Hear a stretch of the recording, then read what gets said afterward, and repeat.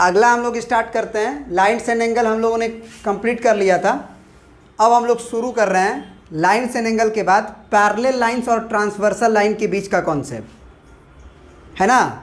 तो सबसे पहले ये बताओ कि पैरेलल लाइन किसे कहते हैं। याद है ना कि एक प्लेन में लाई करने वाला, एक प्लेन के ऊपर जैसे एक बोर्ड प्लेन है, लाई करने वाला ऐसे दो लाइन जिनके बीच की डिस्टेंस हमेशा बराबर रहे, हर जगह जो परपेंडिकुलर डिस्टेंस है वो हमेशा बराबर रहे, तो उसे हम लोग पैरेलल लाइन कहते हैं। जैसे ये हो गया, चाहे जैसे ये हो गया, तो इसे हम लोग पैरेलल लाइन कहते हैं। और एक और बात, ये पैरेलल लाइन तो समझ में आ गया कि पैरेलल लाइन किसे कहते हैं। एक वर्ड यूज हुआ है ट्रांसवर्सल लाइन, तो ट्रांसवर्सल लाइन जो होता है वो उसे कहते हैं जब दो लाइन को वो इंटरसेक्ट करता है। ऐसा लाइन जो दो लाइन को इंटरसेक्ट करता है, चाहे वो लाइन पैरेलल हो या चाहे नहीं हो। दो लाइन जैसे मान लो अगर ऐसे खींच दिया, ऐसे खींच दिया, ये पैरेलल नहीं है। इसको अगर एक लाइन काट रहा है दोनों को, मतलब एक के लाइन है मान के चलो, वो एल लाइन और एम लाइन दोनों को काट कर रहा है, तो के लाइन को कहेंगे कि वो एल और एम का ट्रांसवर्सल लाइन है। अब पैरेलल भी हो सकता है दोनों लाइन, उसको भी एक काट सकता है, तो इसे भी हम लोग ट्रांसवर्सल लाइन कहेंगे। तो दो लाइन को काटने वाले लाइन को ही हम लोग क्या कहते हैं, ट्रांसवर्सल लाइन। क्या ये बात याद रहेगा? बोलिए। तो ये सब दिमाग में रखिएगा। ट्रांसवर्सल लाइन का एक और नाम है इंटरसेक्टिंग लाइन।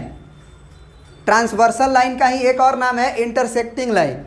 ये दोनों लाइन को इंटरसेक्ट कर रहा था, इसीलिए इसका नाम पड़ गया इंटरसेक्टिंग लाइन। अब कहानी कुछ इस तरह का है, कॉन्सेप्ट में है कि अगर कोई दो लाइन है हमारे पास और उसको एक लाइन कट कर रहा है, तो दो प्रकार के एंगल बनते हैं इस ट्रांसवर्सल लाइन से और पैरेलल नहीं, दो लाइन से, पैरेलल अभी थोड़ी है, इससे दो प्रकार के एंगल बनते हैं। एक इस दोनों लाइन के अंदर ये वाला एंगल, ये वाला एंगल, ये वाला एंगल, ये वाला एंगल, ये अंदर वाले एंगल हुए।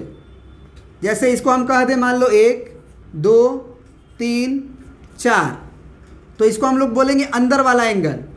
लेकिन इस के लाइन से एक यहाँ भी तो एंगल बना, इसको मान लो हम ए बोल दिए, इसको बी बोल दिए, इसको सी बोल दिए और इसको डी बोल दिए, तो ए बी सी डी जो कहलाता है वो बाहर वाला एंगल कहलाता है। तो मैथमेटिक्स के भाषा में हम लोग एक वर्ड यूज करते हैं इंटीरियर एंगल। इंटीरियर एंगल, तो इंटीरियर एंगल कौन कौन है? Angle 1 comma angle 2 comma angle 3 comma angle 4। 1 2 3 4 जो होगा वो दोनों लाइन के अंदर लाई कर रहा है, उसे लिए उसको इंटीरियर एंगल बोलेंगे। और एक है हमारा एक्सटीरियर एंगल। तो एक्सटीरियर एंगल किसे कहते हैं? जो दोनों लाइन को इंटरसेक्ट कर रहा था ना, तो एल और एम लाइन के बाहर वाला, यानी ए बी सी डी को, यानी angle A, angle B, angle C and angle D. क्या क्लियर हो गया? इंटीरियर एंगल और एक्सटीरियर एंगल बोलो। चलिए, तो अब जो है आगे अब हम पढ़ेंगे पैरेलल लाइन वाला कहानी। एक और बात, इसी में भले वो लाइन पैरेलल हो या ना हो, इसी में हम एंगल 1 को, एंगल 3 को माने क्या क्या कहेंगे। तो इसमें ना 4 प्रकार के एंगल बनते हैं। एक होता है कॉरस्पॉन्डिंग एंगल, एक इंटीरियर अल्टरनेट एंगल, एक एक्सटीरियर अल्टरनेट एंगल, और एक बनता है तुम्हारा इंटीरियर एंगल के एक तरफ का पेयर। ठीक है ना। तो वो सारा चीज़ अब हम समझाने जा रहे हैं। समझना बात को, बहुत इंपॉर्टेंट है। क्या क्या वर्ड आया है? एक वर्ड आया है कॉरस्पॉन्डिंग एंगल। कॉरस्पॉन्डिंग एंगल, तो ज़रा आप समझें कि कॉरस्पॉन्डिंग एंगल किसे कहते हैं। पहले कॉरस्पॉन्डिंग एंगल को समझ लेते हैं। तो देखो, लाइन एल और लाइन एम में जो ऊपर है वो ऊपर के बराबर होगा, माने बराबर नहीं होगा, मतलब हम बोल सकते हैं कि एंगल बी का कॉरस्पॉन्डिंग जो होगा, एंगल बी का जो कॉरस्पॉन्डिंग होगा वो होगा एंगल 3। कॉरस्पॉन्डिंग का मतलब होता है कि अगर इस लाइन के ऊपर है तो ये भी लाइन के ऊपर होना चाहिए एंगल। जैसे अगर हम एंगल बी लिए हैं ऊपर, तो इस लाइन के भी ऊपर एंगल 3 है। आप कहोगे सर ऊपर तो ए भी है, तो हम कहेंगे कि के लाइन के इधर है ना बी, तो 3 भी इधर ही होना चाहिए। अब अगर हम बोले कि कॉरस्पॉन्डिंग बताओ एंगल 4 का, एंगल 4 का कॉरस्पॉन्डिंग बताओ,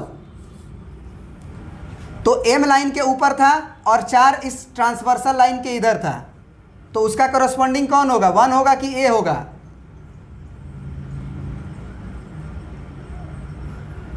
बोलो,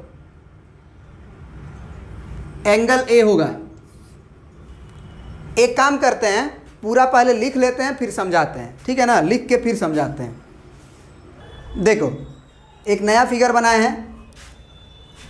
कॉरस्पॉन्डिंग का मतलब समझ लो पहले। कॉरस्पॉन्डिंग का मतलब होता है एक जैसा। जैसा आप नीचे लोगे वैसा ही एंगल ऊपर लेना होगा, तब उसे कॉरस्पॉन्डिंग एंगल कहते हैं। फॉर एग्जांपल, अगर ये लाइन मान लीजिए एल है और ये मान लीजिए एम है और ये मान लीजिए आपका के है, तो अगर एल लाइन के ऊपर और के लाइन के राइट साइड, एल लाइन के ऊपर और के लाइन के राइट साइड आप अगर एंगल लोगे 3, तो ऊपर में भी वैसा ही करना होगा। ऊपर में भी वैसा ही करना होगा, मतलब एम लाइन के ऊपर और के लाइन के उधर लेना होगा, यानी कि डी, यानी 3 एंगल का डी एंगल क्या कहलाएगा, कॉरस्पॉन्डिंग एंगल। तो यहाँ पे जो एंगल 3 है उसको लिखा गया है ना एंगल डी का कॉरस्पॉन्डिंग। उसी तरह से अगर हम एंगल 4 का बोले कॉरस्पॉन्डिंग कौन होगा, तो वो एंगल सी होगा, क्योंकि एंगल 4 जो है इस लाइन के ऊपर और जो के लाइन है हमारे पास उसके लेफ्ट साइड है। तो एम लाइन के ऊपर, एम लाइन के ऊपर और के लाइन के लेफ्ट साइड में होना चाहिए, तो ये है। अब तुम खुद सोचो, इसको बिना देखे हुए, ये एंगल अगर बी लिखे हैं तो एंगल बी का कॉरस्पॉन्डिंग क्या कहलाएगा?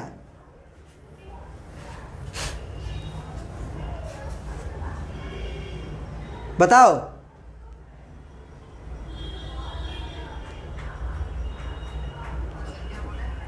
एंगल बी का कॉरस्पॉन्डिंग कौन कहलाएगा? एंगल 1। कैसे जवाब देंगे? अगर बच्चे को, नया बच्चा सोच रहा है तो कैसे सोचेगा? वो कहेगा कि सर एंगल बी जो है वो एल लाइन के नीचे है और ट्रांसवर्सल लाइन के लेफ्ट में है, तो ऊपर वाला जो भी एंगल लेंगे वो एम लाइन के नीचे होना चाहिए, क्योंकि ये भी नीचे था, और इस के लाइन के लेफ्ट साइड। तो इसके नीचे 1 है और 2 है, लेकिन ये इन्होंने बोला कि बी एंगल लेफ्ट साइड था, तो इसीलिए 1 हुआ, तो बी और 1 हुआ।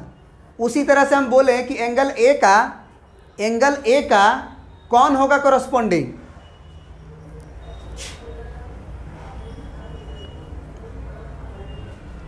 एंगल ए का कॉरस्पॉन्डिंग एंगल 2 होगा ना?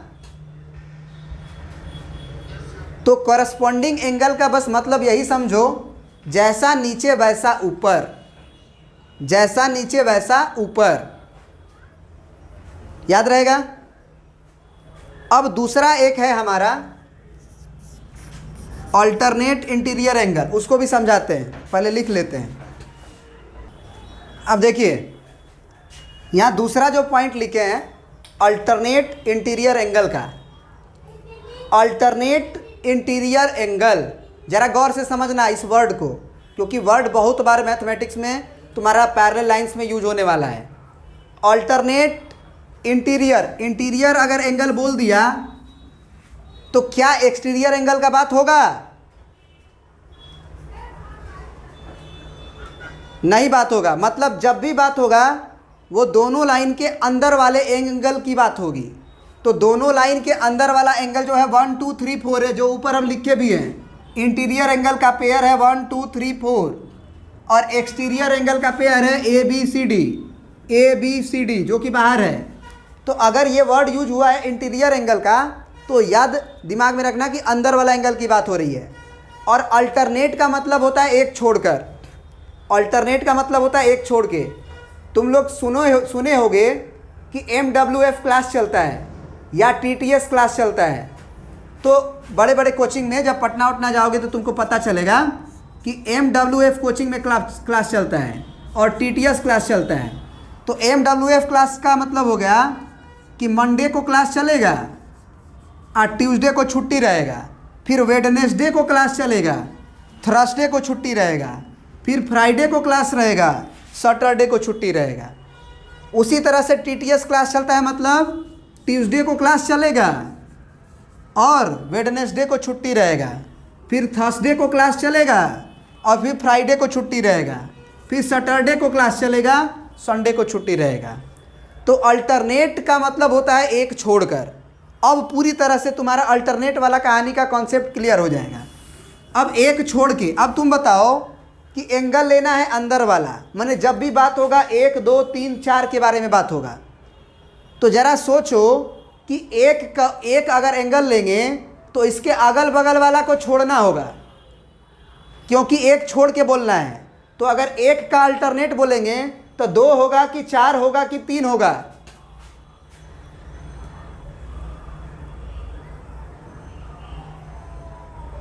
एंगल 1 का अल्टरनेट कौन होगा?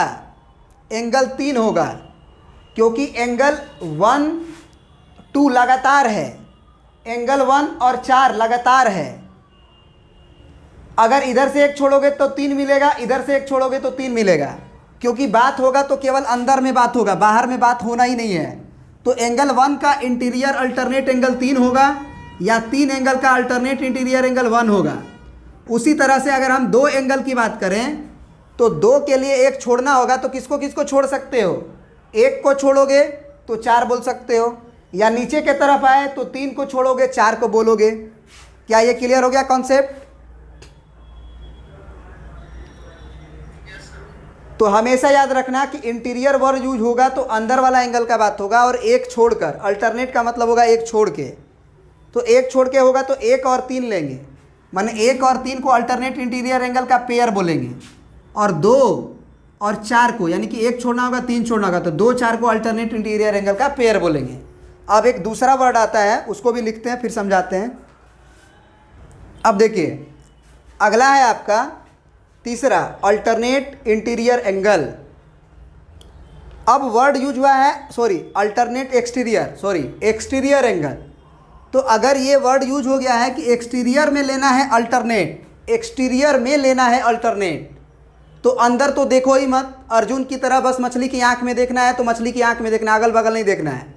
तो अगर ये एक्सटीरियर एंगल बोल दिया है तो एक्सटीरियर का मतलब यही हुआ कि हम 1 2 3 4 को देखेंगे ही नहीं, जब भी देखेंगे तो बाहर वाले एंगल को देखेंगे, L और M लाइन के।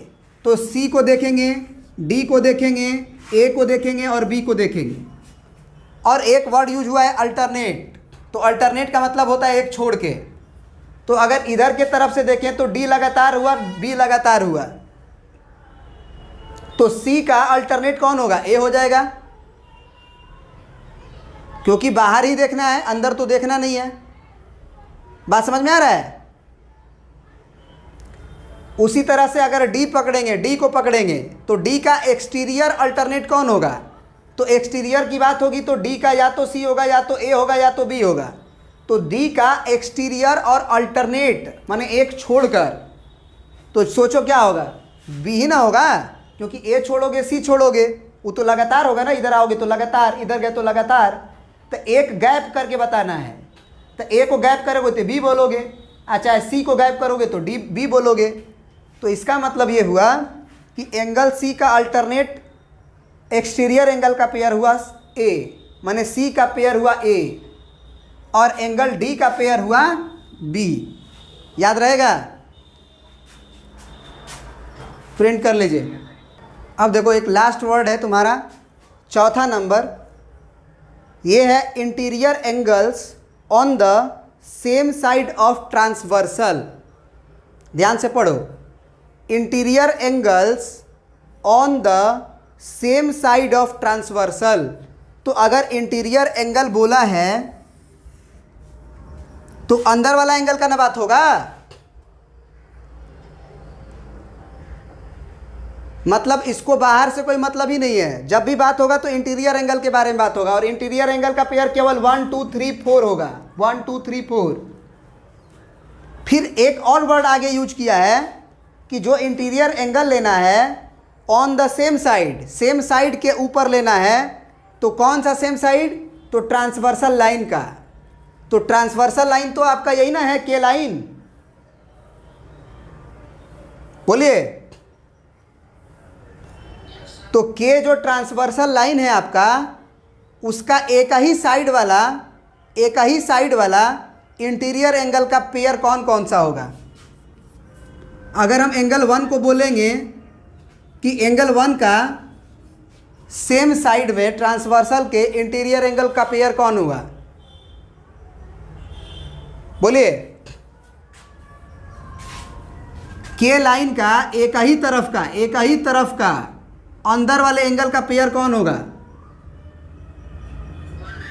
एंगल 4। और अगर इंटीरियर एंगल में हम एंगल मान लो 2 पकड़ लिए, तो एक ही तरफ का ट्रांसवर्सल लाइन का एक ही तरफ बोला है ना, on the same side of transversal. और एंगल की बात होगी तो 1 2 3 4 में ही बात होगी।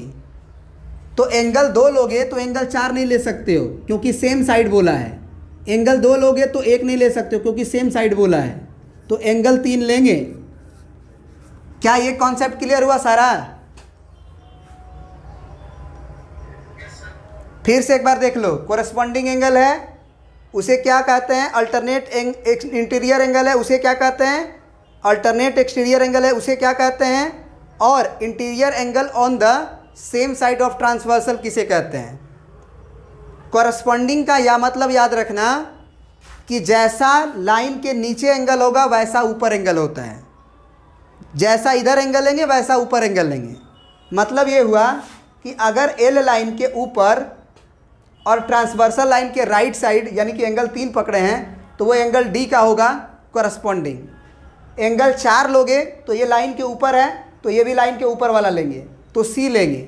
डी नहीं ले सकते क्योंकि डी उधर है जबकि इस ट्रांसवर्सल लाइन के इधर है 4, तो 4 का सी होगा। फिर 1 का कौन होगा? तो 1 को महसूस किया कि वो एम के नीचे था तो ये एल के नीचे वाला बी है वो होगा।